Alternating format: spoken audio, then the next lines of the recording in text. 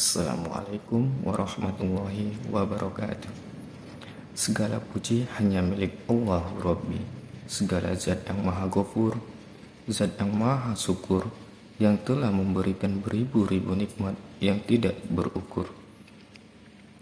Nikmat iman, nikmat Islam, sampai nikmat sehat walafiat, sehingga kita bisa berjumpa kembali di channel ini yang insya Allah diberkahi oleh Allah.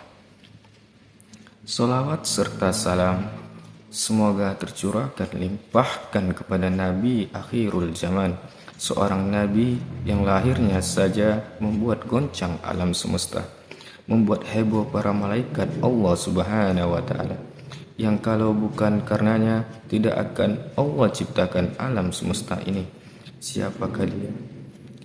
Tidak lain dan tidak bukan, yaitu Nabi Muhammad SAW. Semoga keluarganya, sahabatnya, dan kita selaku umatnya yang mengikuti sunnah-sunnahnya semoga mendapatkan syafaatnya. Saudaraku-saudaraku sekalian, di video kali ini kita akan belajar dan memetik sebuah hikmah dari Ustadz kita yang mana akan kita pertontonkan setelah ini. Saudaraku-saudaraku sekalian, petiklah ilmu yang ada di dalam video tersebut. Semoga kita bisa mengamalkannya sebagai amal jariah bagi kita semua. Tidak usah berlama-lama lagi, marilah kita simak video tersebut. Supaya mudah dijalani, itu mihrab tempat yang paling tepat untuk memohon. Sehingga sebelum menjalani itu Allah sudah ringankan. Dan saat merasa berat ada tempat untuk mencurhatkan. Nah, problem sekarang mihrabnya pindah ke media sosial, ke IG, ya kan? Engkau tidak seperti yang aku duga, bikin status. Sudah menduga tuh. Nggak nyangka perlakuanmu seperti itu kepada aku, nyangka tuh. Terus yang paling nyebelin tuh nungguin komen. Semoga Allah tenangkan hatiku, tolong aminkan ya. Paling sebel tuh kalau melihatnya begitu itu, paling sebel.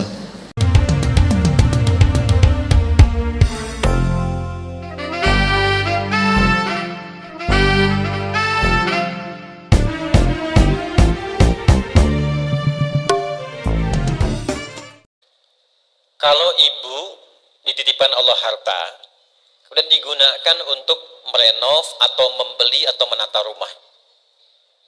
Saran saya, kalau ibu bisa lakukan, coba khususkan satu tempat untuk mihrab. Ya, untuk apa? Mihrab. Kalau lebih luas lagi mungkin bisa ada musalla. Mihrab, tempat khusus yang hanya digunakan untuk ibadah, yang memiliki dua keistimewaan. Satu, tempat yang mempercepat jawaban dari doa. Yang kedua, memudahkan untuk memohon datangnya rizki dari sisi yang tidak diduga. Tidak mungkin kehidupan rumah tangga tidak ada persoalan, itu mustahil. Karena persoalan rumah tangga itu Allah turunkan untuk mendapatkan sakinah dari pelajaran yang Allah berikan. Ya, sakinah itu babnya ujian. Jadi kalau pengen sakinah pasti lewat ujian. Nah, untuk meringankan ujian itu supaya mudah dijalani, itu mihrab tempat yang paling tepat untuk memohon. Sehingga sebelum menjalani itu Allah sudah ringankan. Dan saat merasa berat ada tempat untuk mencurhatkan.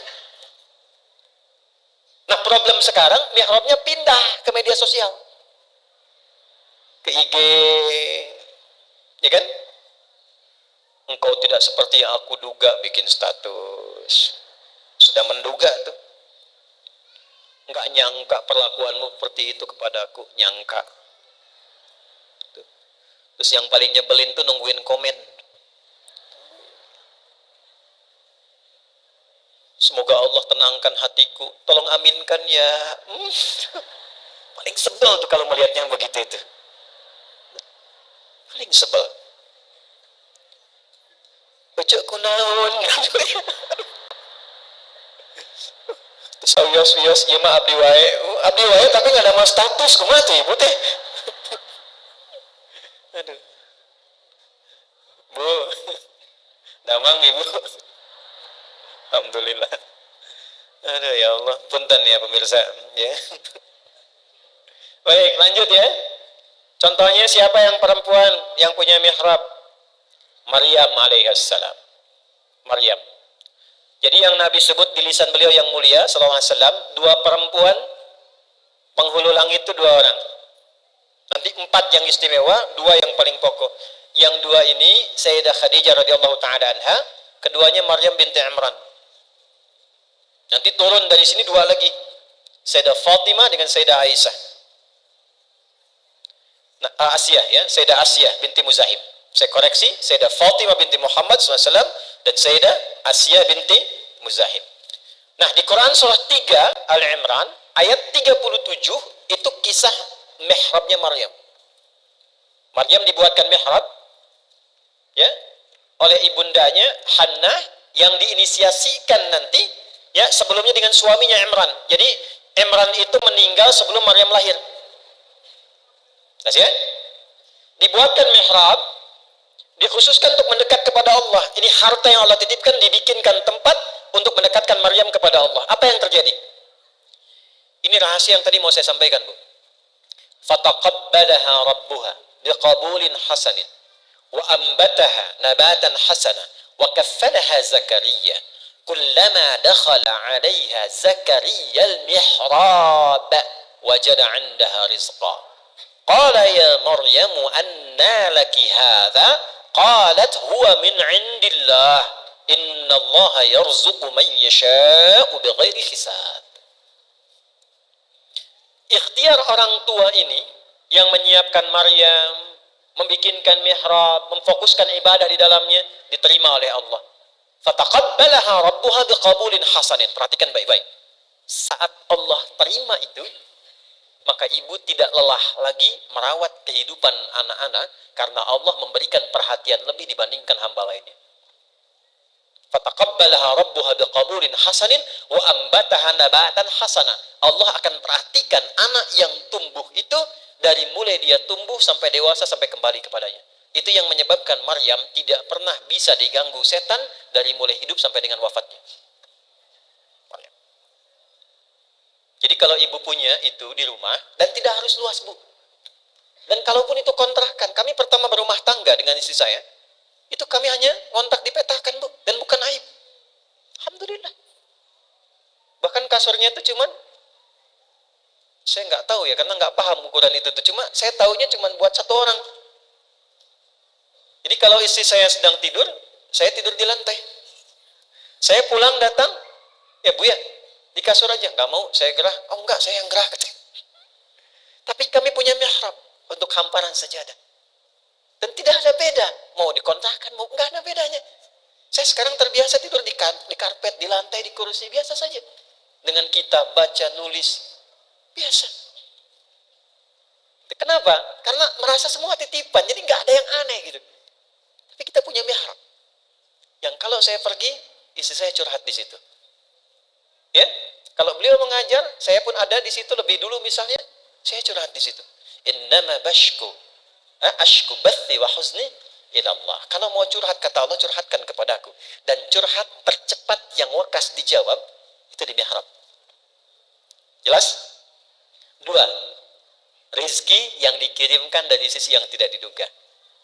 Ini saya cerita banyak ulama lain. Tapi karena kita pun mengalami apa yang kita ikuti, jadi senang kalau fa'amma bi ni'mati rabbika hadits. Bu, rasa-rasanya kami jarang beli makan gitu. Dan saya cuma mengajar. Ya. Saat kembali pertama datang ngajar di kampus, itu sebulan dapat 500.000. Dan kami melihatnya banyak saja. Satu kali saya tanya istri saya, sebulan? Berapa yang dikeluarkan, Bu? Hitung. Kurang lebih 5 juta katanya, Bu ya. Masya Allah. Sayang Allah sama kita ya. Oh ya kan cuma dikasih segini, itu pun jarang diambil. Tapi ternyata Allah masih menjaga kehidupan kita. Makan habis makan datang makanan yang lain. Buah habis buah datang buah yang lain. Rasanya 500 ribu nggak pernah kepake. Dan sampai sekarang, Bu, di ujung kepala sampai ujung kaki saya nggak pernah beli. Ini Allah kasih.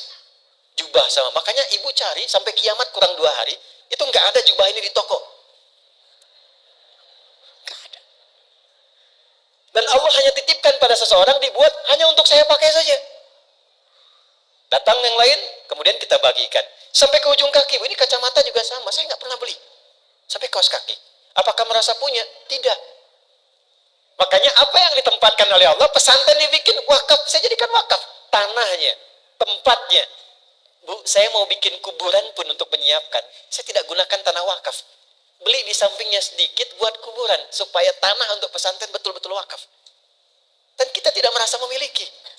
Begitu kita meninggal, ada yang meneruskan. Hidup kan cuma sebentar. Ini pasti. Dan pulang itu, tolong katakan pada suami ibu ya. Pesan dari saya, katakan pada suami ibu, pesan dari Ustadz Adi, Pak, kain kafan papa nanti nggak ada kantongnya. Itu aja. Jadi bisa yang sewajarnya yang kita siapkan. Jelas ibu ya? Alhamdulillah, Alhamdulillah.